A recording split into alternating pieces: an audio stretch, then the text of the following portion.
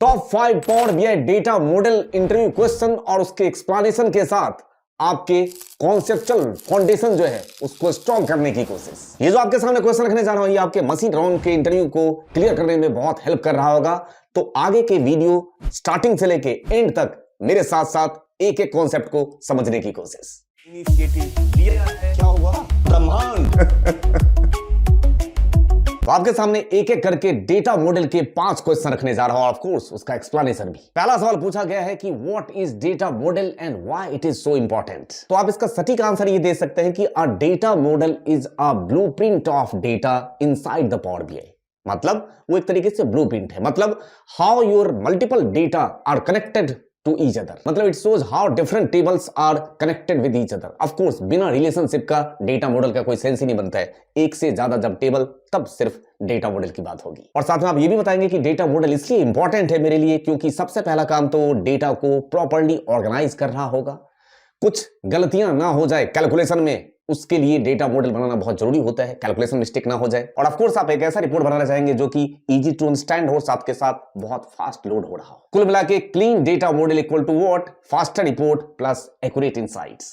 वही तो कहलाएगा एक बेहतरीन डेटा मॉडल। दूसरा सवाल, difference between fact table and dimension table. ये तो इंटरव्यू का सबसे main line, front line question है ये, है ना। फैक्ट टेबल में और डायमेंशन टेबल में डिफरेंस क्या है, कब आप फैक्ट के बेस पे डायमेंशन क्रिएट कर रहे होते हैं। तो अगर फैक्ट टेबल की बात करो तो आप सीधे इसको बोलो ये मेन टेबल जिसको आप एनालाइज करना चाहते हैं, वो हो गया मेरा फैक्ट। और डायमेंशन टेबल क्या हुआ? जिसके अंदर आप कॉन्टेक्सुअल या डिस्क्रिप्टिव डेटा रख रहे होंगे। अगर मैं मेजर डिफरेंस की बात करूं फैक्ट और डायमेंशन में, तो फैक्ट टेबल में आपके फॉरेन की होते हैं और डायमेंशन टेबल में आपके प्राइमरी की होते हैं। प्राइमरी की वो की कहलाता है जो कि अपने आप में भी कभी रिपीट नहीं होगा, वो कहलाता है यूनिक की, या उसका दूसरा नाम नॉन नल की, वो कहलाएगा प्राइमरी की। और ऑफ कोर्स अगर आप फॉरेन की बात करो तो फॉरेन की को हम बोलते हैं रेफरेंसिंग की। वो एक रेफरेंस क्रिएट करता है बिटवीन प्राइमरी एंड फॉरेन की, मतलब खुद के और प्राइमरी के बीच का रेफरेंस की कहलाता है फॉरेन की। तीसरा सवाल आपके सामने, what are relationships in power BI? तो of course relationship is what? It show how two tables are connected with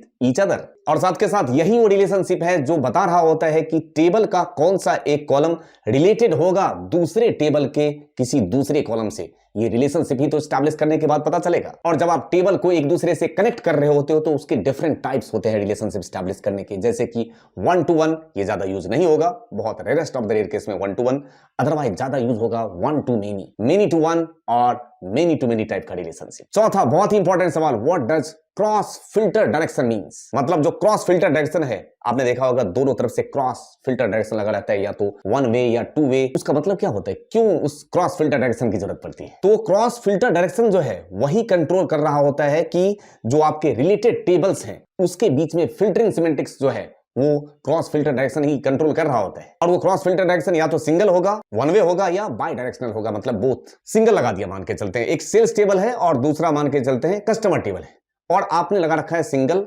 और क्रॉस फिल्टर डायरेक्शन लगा हुआ है सेल्स से कस्टमर की तरफ। इसका मतलब सेल्स टेबल फिल्टर कर सकता है कस्टमर को, जबकि कस्टमर टेबल सेल्स को फिल्टर नहीं कर सकता है। अगर बोथ लगा हुआ है तो दोनों टेबल एक दूसरे के कंटेंट को फिल्टर कर सकते हैं। ये आपके क्रॉस फिल्टर डायरेक्शन का बहुत इंपॉर्टेंट यूज होता है। उसके बाद आपसे पूछा गया है एक्टिव और इनएक्टिव रिलेशनशिप पावर बीआई में क्या होता है? मतलब रिलेशनशिप में भी 2 पैटर्न है सर, एक एक्टिव रिलेशनशिप और दूसरा इनएक्टिव रिलेशनशिप। सीधा सीधा मतलब है एक्टिव रिलेशनशिप का मतलब ये हुआ रिलेशनशिप बिटवीन 2 ऑब्जेक्ट्स, मतलब 2 टेबल के बीच में रिलेशनशिप एस्टैब्लिश होता है। और मेरे समझाने का सीधा सीधा मतलब है कि पावर बीआई में एक से ज्यादा रिलेशनशिप आप टेबल के बेस पे लगा सकते हो, लेकिन ये हमेशा याद रहे कि एक टाइम पे एक ही रिलेशनशिप एक्टिव होगा। अगर आप दूसरा रिलेशनशिप लगाएंगे उसी टेबल के लिए तो रिलेशनशिप इनएक्टिव कहलाएगा। मतलब मैं एक्टिव रिलेशनशिप की बात करूं तो वो बाय डिफॉल्ट रिलेशनशिप कहलाएगा, ठीक है, बाय डिफॉल्ट होता है एक्टिव।